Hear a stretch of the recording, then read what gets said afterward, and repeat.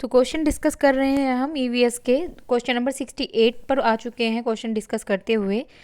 तो 68 क्वेश्चन में क्या बोल रहा है वो देखिए। क्वेश्चन, बीज अंकुरण की अवधारणा को इस तरह सबसे बेहतर तरीके से पढ़ाया जा सकता है। ठीक है, अंकुरित बीजों का फोटो दिखाकर कक्षा में अंकुरित बीजों को दिखाना और अंकुरण की प्रक्रिया को स्पष्ट करना, बोर्ड पर चित्र बनाते अंकुरण के चरणों को प्रदर्शित करना।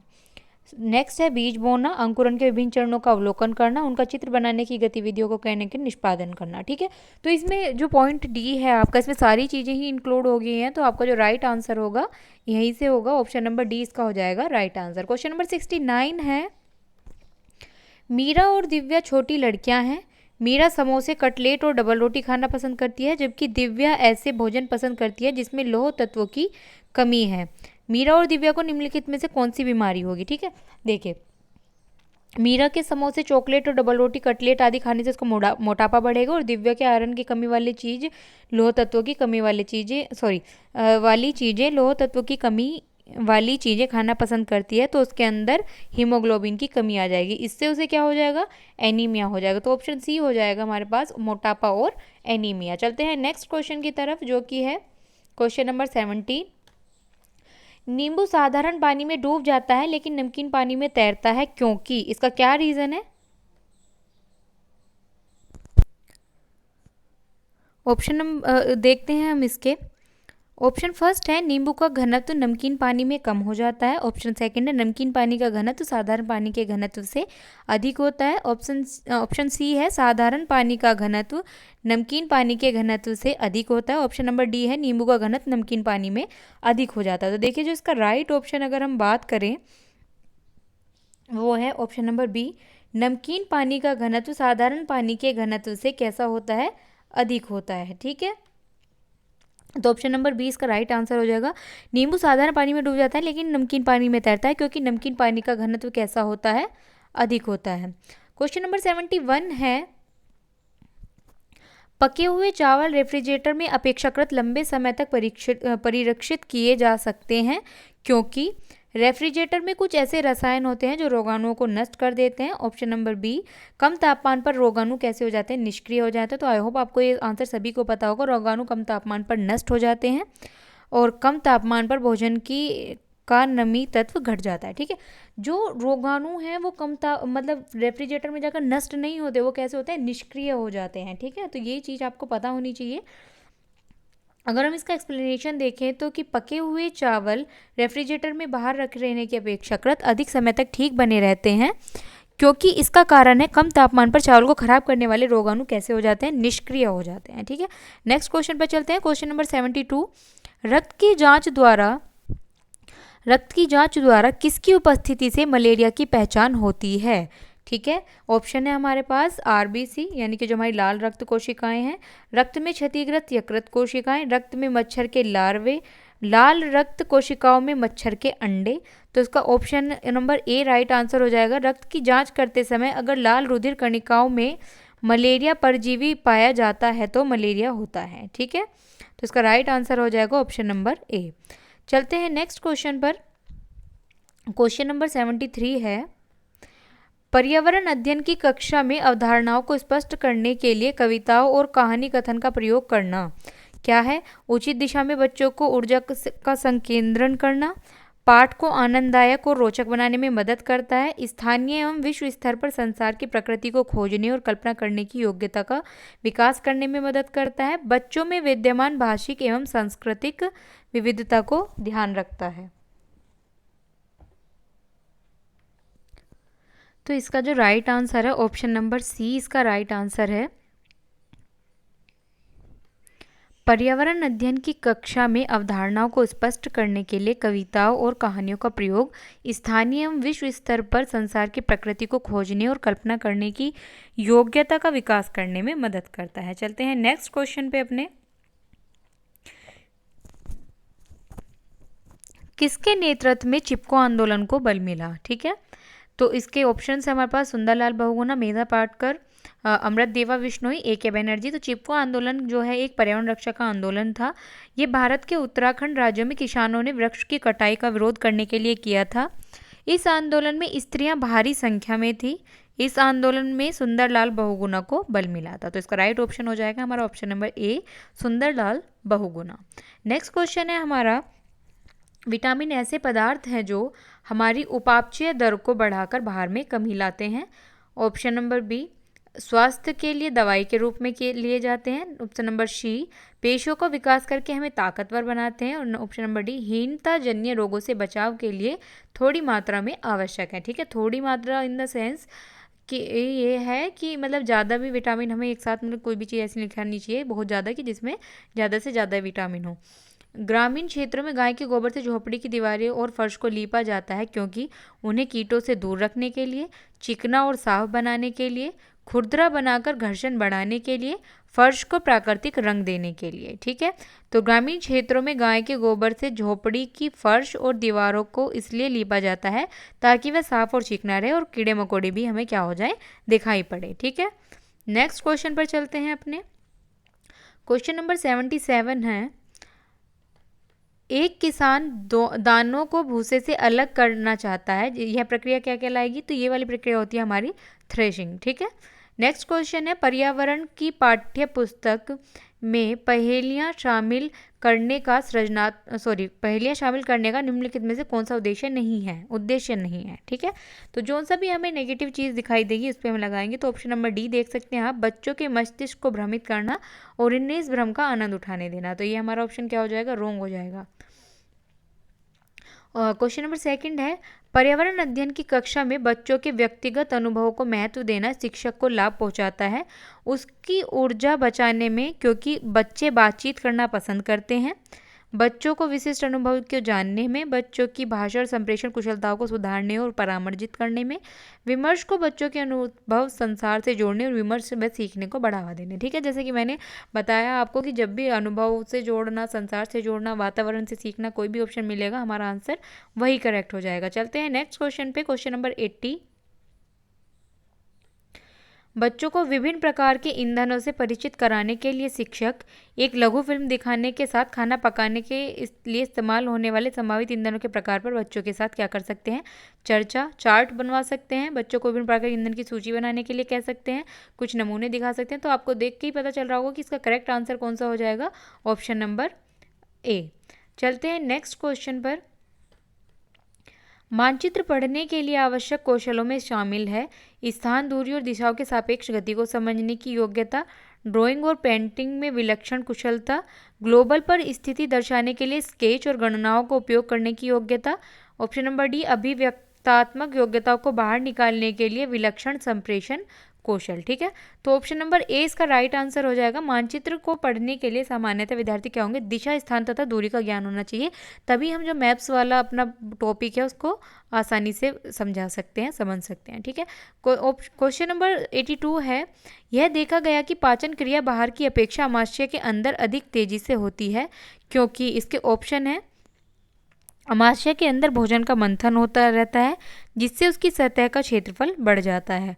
ऑप्शन नंबर सेकंड है, पाचक रस अमाशय के अंदर अम्लीय होते हैं जबकि बाहर वे कैसे होते हैं, क्षारीय होते हैं। अमाशय के अंदर भोजन की उपस्थिति में पाचक रस का उत्पादन बहुत ज़्यादा हो जाता है। पाचक रस जब अमाशय के बाहर रखते हैं तो निष्क्रिय हो जाते हैं। ठीक है, देखते हैं इसका राइट आंसर। इसका राइट आंसर देखिए जो है, पाचन क्रिया बाहर की अपेक्षा अमाशय के अंदर यानी कि कशेष की एकाइनोडर्मेटा वंशीय जंतु, कीट और मोल्स्क सहित फैला हुआ होता है जो पाचन नली का प्रमुख अंग है। अतः अमाशय के अंदर भोजन का मंथन होता रहता है जिससे उसकी सतह का क्षेत्रफल बढ़ जाता है और एंजाइम की क्रिया कैसी हो जाती है, फास्ट हो जाती है। ठीक है, नेक्स्ट क्वेश्चन है क्वेश्चन नंबर 83। पर्यावरण अध्ययन की पाठ्य पुस्तक में रेलवे टिकट का एक नमूना दिखाना क्या है? बच्चों को वास्तविक जानकारी से अंतःक्रिया करने का अवसर देता है, बच्चे को रेल के किराए के बारे में बताता है, टिकट में प्रयुक्त जानकारी देता है। निष्कर्ष पर पहुंचने के लिए तो आपको दिखाई दे रहा होगा, मतलब आप खुद ही से ही फील कर सकते हैं कि इसका ऑप्शन नंबर ए जो हो जाएगा वो राइट आंसर हो जाएगा। क्वेश्चन नंबर 84, निम्नलिखित कथनों में से कौन सा प्राथमिक स्तर पर पर्यावरण अध्ययन पढ़ाने का उद्देश्य नहीं है? ऑप्शन नंबर ए, जीवन और पर्यावरण से सरोकर रखने वाले मूल्यों को आत्मसात कराना। प्राकृतिक व सामाजिक वातावरण के बारे में उत्सुकता जगाना, बच्चों को खोजने की क्रियाओं में लगाना तथा व्यवहारिक क्रियाएं करवाना जो संज्ञानात्मक और मनशालक कौशलों के विकास में सहायक होती है। ऑप्शन नंबर डी, बच्चों पर आकलन के लिए शब्दावली और परिभाषाओं का बोझ डालना। देखिए वो क्या कह रहा है, प्राथमिक स्तर पर पर्यावरण अध्ययन में पढ़ाने का उद्देश्य क्या नहीं होना चाहिए। तो ये जो हमने बोझ डालने वाला ऑप्शन देखा है यही इनकरेक्ट है, तो ऑप्शन नंबर डी हो जाएगा हमारे यहाँ से राइट आंसर। चलते हैं नेक्स्ट क्वेश्चन पर। भैंस की पीठ पर अक्सर बगुला पक्षी बैठा दिखाई देता है। ऐसा इसलिए होता है क्योंकि बगुला घास पर पाए जाने वाले कीट खाता है। भैंस की पीठ पर बैठकर गाना पसंद करता है। उड़ने के बाद आराम करता है। भैंस की पीठ पर परजीवी कीट खाता है। तो जो भैंस की पीठ पर परजीवी कीट होते हैं उनको खाने के लिए बगुला क्या होता है, भैंस की पीठ पर बैठता है। क्वेश्चन नंबर 86 है, निम्नलिखित में से कौन सा प्राथमिक विद्यालय में पर्यावरण अध्ययन पढ़ाने का उद्देश्य निरूपित है। तो ऑप्शंस है हमारे पास, विद्यालय में बच्चे के अनुभवों को बाहरी दुनिया से जोड़ना, बच्चों को तकनीकी शब्दावली और परिभाषाओं से परिचित कराना, पर्यावरण अध्ययन से संबंधित तकनीकी शब्दों का आकलन करना, अपने ज्ञान का विस्तार करने के लिए बच्चों को सूचना देना कि उन्हें कौन सी पुस्तक पढ़नी चाहिए। तो ऑप्शन नंबर ए राइट आंसर है हमारा यहाँ पर, अनुभवों को बाहरी दुनिया से जोड़ना। ठीक है, आप देख सकते हैं इस तरीके के कितने क्वेश्चन आए और सभी में यही करेक्ट है। और खुद से करना, बाहरी दुनिया से जोड़ना, वातावरण से सीखना। क्वेश्चन नंबर 87 है, क्वथन या उबलना और वाष्पीकरण में अंतर है। क्वथन में द्रव वाष्प में परिवर्तन देखा जा सकता है जबकि वाष्पीकरण नहीं देखा जा सकता। क्वथन से जल की आवश्यकता बदल जाती है जबकि वाष्पीकरण से नहीं, ये गलत है। वाष्पीकरण किसी भी तापमान पर हो सकता है जबकि क्वथन नहीं, ये भी गलत है। सॉरी, ये जो ऑप्शन है हमारा ऑप्शन नंबर सी राइट हो जाएगा यहाँ से। देखिए वाष्पीकरण हम किसी भी ताप पर कर सकते हैं लेकिन क्वथन हम किसी भी ताप पर नहीं कर सकते। ठीक है, तो ये राइट ऑप्शन हो जाएगा इसका ऑप्शन नंबर सी। चलते हैं नेक्स्ट क्वेश्चन पर। क्वेश्चन नंबर 88, एक पुरुष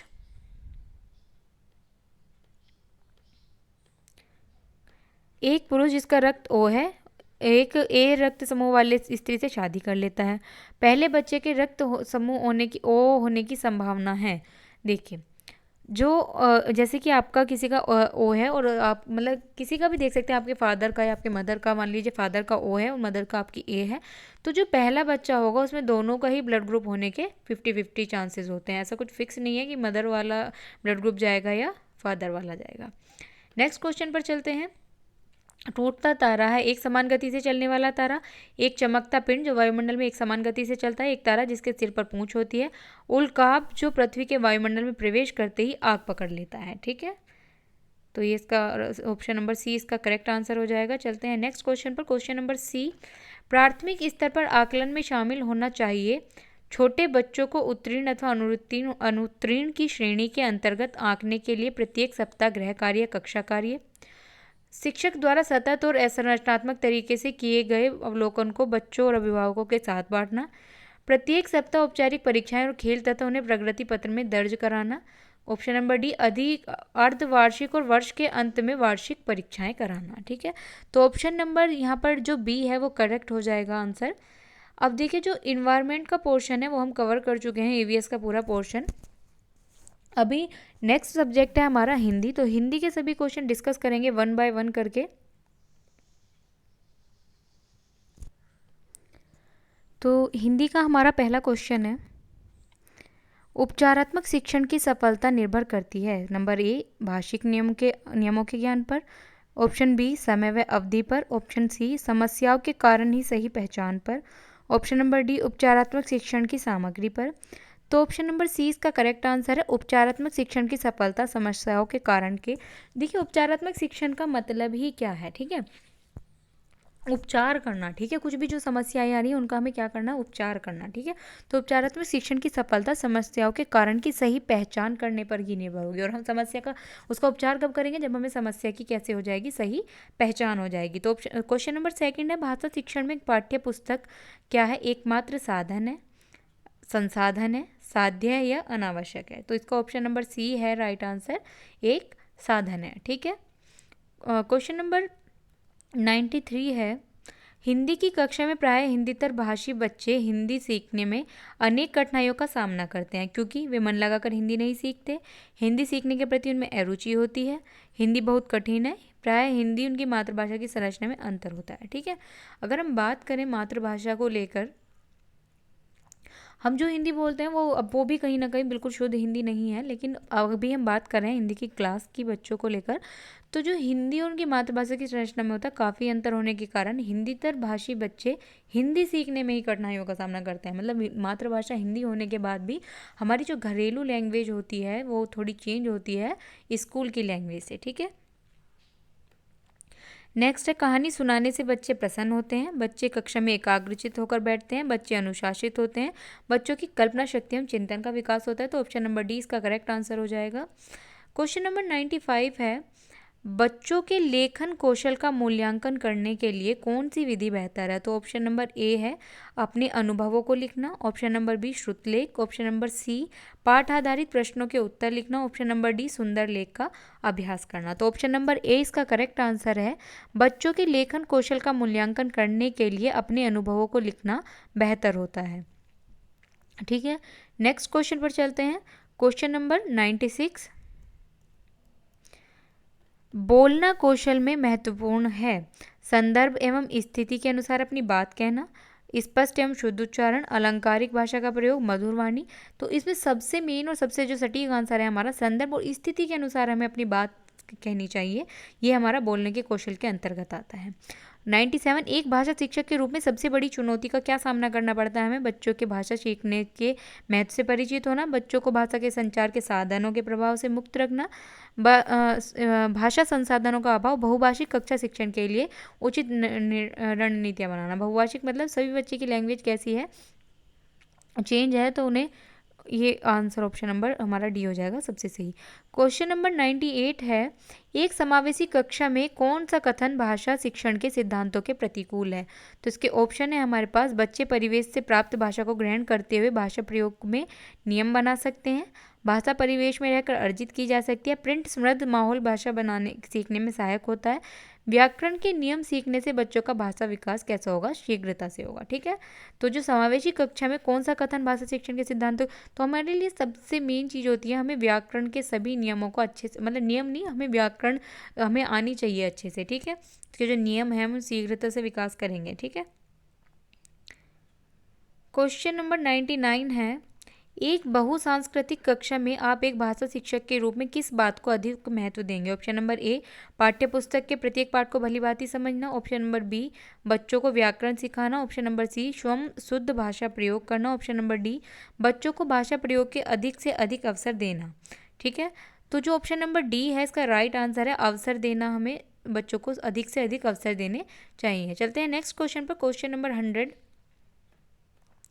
प्राथमिक स्तर पर कौन सा भाषा शिक्षण का उद्देश्य नहीं है? स्पष्टता एवं आत्मविश्वास के साथ अपनी बात कहना, वर्णमाला को क्रम से कंठस्थ करना, ध्वनि संकेत चिन्ह का संबंध बनाना, विभिन्न संदर्भों में भाषा का प्रभावी प्रयोग करना। तो ऑप्शन नंबर जो बी है उसका राइट आंसर होगा। हमारा ये उद्देश्य कभी नहीं होना चाहिए कि हम वर्णमाला के क्रम को क्या कर लें? कंठस्थ कर लें। चलते हैं नेक्स्ट क्वेश्चन पर। गृह कार्य के बारे में कौन सा कथन उचित है? गृह कार्य अभिभावक को व्यस्त रखने के लिए दिया जाता है, बच्चे की क्षमताओं स्तर के अनुसार गृह कार्य दिया जाना चाहिए, गृह कार्य अभ्यास मात्र है, गृह कार्य देना अति आवश्यक है। तो ऑप्शन नंबर बी बिल्कुल करेक्ट है, हमें बच्चे की क्षमताओं और स्तर के अनुसार उन्हें क्या देना चाहिए? गृह कार्य देना चाहिए। क्वेश्चन नंबर 102, भाषा के अभिव्यक्तात्मक कौशल हैं सुनना बोलना, बोलना लिखना, पढ़ना और लिखना, सुनना बोलना। ठीक है, तो भाषा के जो अभिव्यक्त कौशल हैं बोलना और लिखना है। ठीक है, अभिव्यक्तात्मक जिनसे हम अभिव्यक्त करते हैं, बोलकर हम अभिव्यक्त कर रहे हैं, सुनकर अभिव्यक्ति का नहीं हाँ लिखकर और बोलकर। ऑप्शन नंबर सेकंड इसका राइट आंसर होगा। चलते हैं नेक्स्ट क्वेश्चन पर। क्वेश्चन नंबर 103, प्राथमिक स्तर पर बच्चों की भाषा शिक्षा के संदर्भ में निम्नलिखित में से कौन सा कथन सत्य है? असत्य बताना है। बच्चे समृद्ध भाषा परिवेश में सहज और सतह रूप से भाषा परिमार्जन कर लेते हैं। ऑप्शन नंबर बी है, बच्चे बच्चे भाषा की जटिल और समृद्ध संरचनाओं के साथ विद्यालय आते हैं। बच्चों को भाषा की संकल्पना और विद्यालयों में प्रचलित भाषा परिवेश में विरोधाभास की भाषा सीखने में सहायक होता है। ऑप्शन नंबर डी, सुधार के नाम पर की जाने वाली टिप्पणियों व निरर्थक अभ्यास से बच्चों में अरुचि उत्पन्न हो सकती है। तो इसका जो करेक्ट आंसर है वो ऑप्शन नंबर सी होगा। प्राथमिक स्तर पर बच्चों की भाषा शिक्षा के संदर्भ में बच्चों की भाषा संकल्पनाओं और विद्यालयों में प्रचलित भाषा परिवेश में विरोधाभास की ही भाषा सीखने में सहायक है। तो चलते हैं नेक्स्ट क्वेश्चन पर अपने।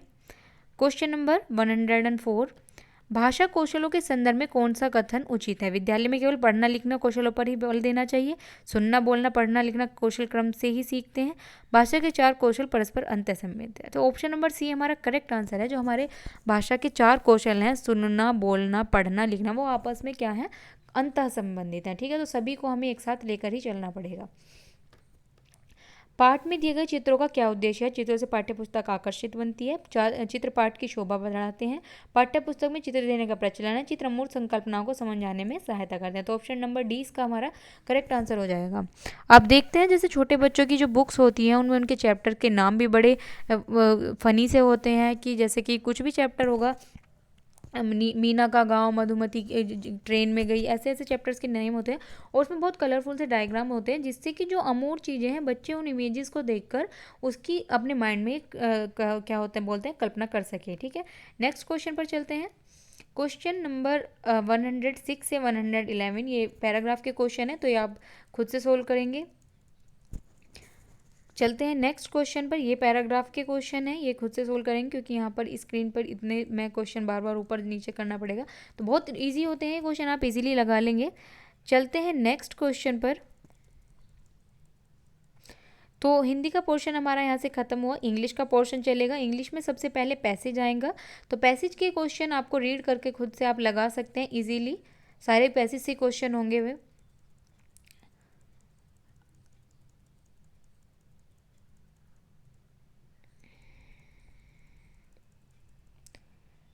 चलते हैं नेक्स्ट क्वेश्चन पर। इंग्लिश के क्वेश्चन यहाँ से हम सोल्व करेंगे, ये सारा भी पैसेज में से चल रहा है आपके क्वेश्चन। ये देखिए क्वेश्चन नंबर 136, अभी मैं बस लास्ट का बोलूँगी 36।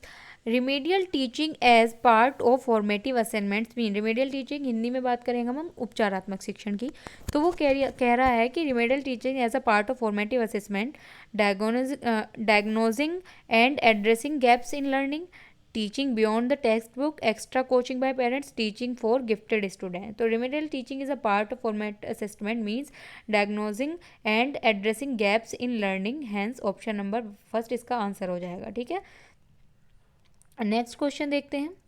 विच of the following is a value associated with a inclusive classroom. ठीक है, तो इसके ऑप्शंस हमें दिए हुए हैं competition, envy, sympathy and collaboration. ठीक है, तो इसका जो राइट ऑप्शन होगा कोलैबोरेशन होगा। कोलैबोरेशन वही होगा ना, एक साथ करके सीखना, अंतर क्रिया करके सीखना, वो वाला। ठीक है, तो value associated with an inclusive classroom is collaboration. चलते हैं नेक्स्ट क्वेश्चन पर अपने। Question number 138।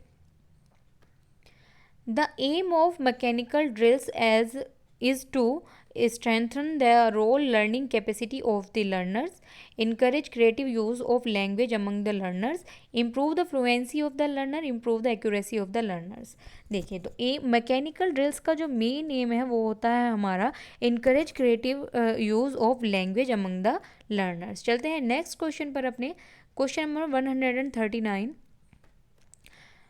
139 क्वेश्चन देखते हैं हम। Learners are involve in individual activities, pairs work, group work and whole class work because these provide the learners opportunity to relax in a classroom. ये नहीं होगा। Have the role aim of introducing variety in an language classroom, ये भी नहीं होगा। Enable the already overworked teacher to preserve her energy thereby becoming more effective. ठीक है, तो ऑप्शन नंबर डी बोल रहा है कि afford the learners opportunities to use the language in a focused manner for real life interaction. वही है ना, वातावरण वास्तविकता से जोड़ के वाला जो सीन होता है, सभी में यही मिलेगा आपको करेक्ट आंसर। ठीक है, नेक्स्ट क्वेश्चन पर चलते हैं। Question number 140। Which of the following statement is true? All formative tasks are meant for assessment. Formative assessment to be effective must be conducted only after a teaching lesson. While the formative tasks are meant for improving teaching learning, some are used for assessment too. तो आपका जो correct answer होगा वो option number सी ही होगा यहाँ से। ठीक है, बाकी अगर आप कोई क्वेश्चन रीड करते हैं वो आपको देखकर ही नेगेटिव फील उससे आ जाएगा। ठीक है, पेडागोजी के जितने भी क्वेश्चन हैं वो आपको पॉजिटिव और नेगेटिव देखकर ही लगाने होते हैं। When young learner seems to lose interest in a lesson, the teacher को क्या करना चाहिए? Tell a story to conduct an interesting activity.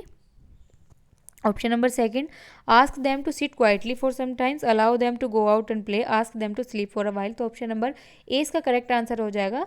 हमें क्या करना चाहिए? टेल ए स्टोरी टू और कंडक्ट एन इंटरेस्ट एक्टिविटी। ठीक है, नेक्स्ट क्वेश्चन पर चलते हैं।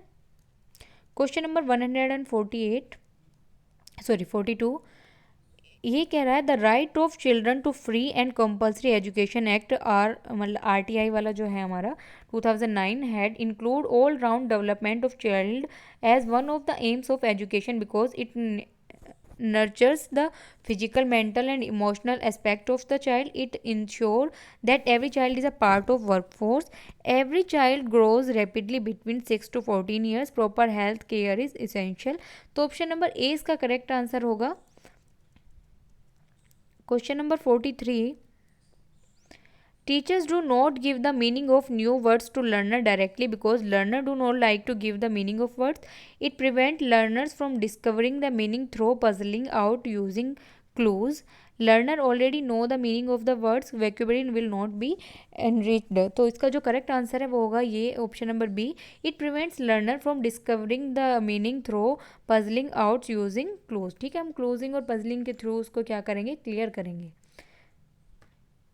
नेक्स्ट क्वेश्चन है हमारा 144, which of the following is an intense of non formal instance of non formal teaching. Option number A, children learning to cook from their parents, children learning a new game for friends, children learning through corresponding lessons, children learning to draw from their art teacher. ठीक है, which of the following is an instance of non formal teaching. तो non formal teaching में आएगा हमारा learning language correspondence lesson. ठीक है, next question है हमारा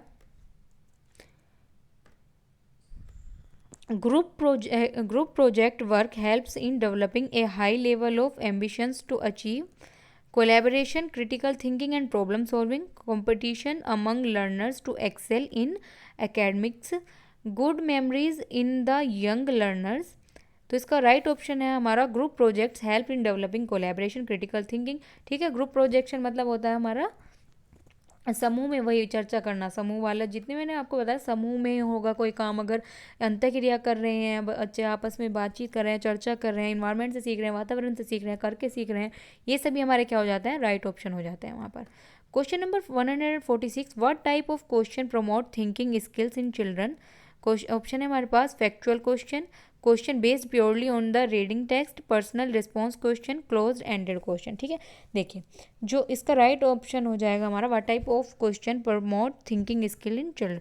पर्सनल रिस्पॉन्स क्वेश्चन, बच्चे का अपना, अगर हम उससे कहें कि अपने अनुभवों से लिखो, अपना जो पर्सनल एक्सपीरियंस है उससे लिखो, तो इससे क्या होगी? बच्चे की जो थिंकिंग होगी वो ज़्यादा बेहतर बनेगी। ठीक है, नेक्स्ट क्वेश्चन देखते हैं। Student need to brainstorm ideas, organise them, draft, edit and revise their works is a process which reflects listening skills, speaking skills, reading skills और writing skills। तो इसका राइट ऑप्शन हो जाएगा हमारा राइटिंग स्किल। चलते हैं नेक्स्ट क्वेश्चन पर, question number 148, teachers help learner construct their knowledge in English by give the learners a lot of assignment and project will lead too much practice. तो ये आपको पढ़ने से ही गलत लग रहा है। Correcting every mistake a learner makes and give relevant rule of grammar as immediate feedback, ये भी नहीं होगा। Giving extensive language drills in which learners practise language items mechanically, enabling them to see the relationship between the prior knowledge and the new knowledge. ठीक है, उसकी जो पहले से नॉलेज है और जो नई नॉलेज है उनके बीच में आपस में हमें क्या करना है? एक रिलेशन बनाना है। उसके बाद हम क्या करेंगे? कंस्ट्रक्ट उनकी नॉलेज करेंगे इंग्लिश में। ठीक है, नेक्स्ट क्वेश्चन है reading the comparison can be the best achieved through. Option है teaching learners to run a finger और pencil under the line being read, asking the children to read the text aloud, helping learners speak word softly while reading, learners reading silently and asking comparison question. तो option number D इसका correct answer होगा। चलते हैं next question पर। A text book describe a domestic sense which shows the father cooking in the kitchen, the mother coming home from work and their son saving. What is the concept conveyed? ठीक है, तो इसका जो correct answer है वो है option number C, removing gender bias. ठीक है, जेंडर बायस को हमें पूरी तरह से रिमूव करना है। ठीक है, नेक्स्ट जो पोर्शन चलेगा हमारा, अब वो चलेगा संस्कृत का, और ये हमारी ऑप्शनल होती है। आप इसकी जगह इंग्लिश ले सकते हैं या संस्कृत ले सकते हैं। तो देखिए संस्कृत के जो पोर्शन है, वैसे संस्कृत मुझे नहीं आती है, लेकिन मैं आपको दिखा देती हूँ क्वेश्चन। ये पैराग्राफ के क्वेश्चन है जो आपको पैराग्राफ पढ़कर लगाने हैं। ठीक है, उसके बाद जो क्वेश्चन है, नेक्स्ट पैराग्राफ है, एक और पैराग्राफ है जो आपको पैराग्राफ से लगाने हैं क्वेश्चन। ठीक है, क्वेश्चन नंबर 136 से आपके स्टार्ट होंगे क्वेश्चन। ये आप देख सकते हैं क्वेश्चन नंबर 136, 37, और इसका अगर आपको कुछ प्रॉब्लम होती है तो देखिए साथ के साथ आपको यहाँ पर सॉल्यूशन भी मिला हुआ है। 137 में कुछ भी जो भी होता है आपका, जैसे कि क्वेश्चन है आपका यहाँ पे,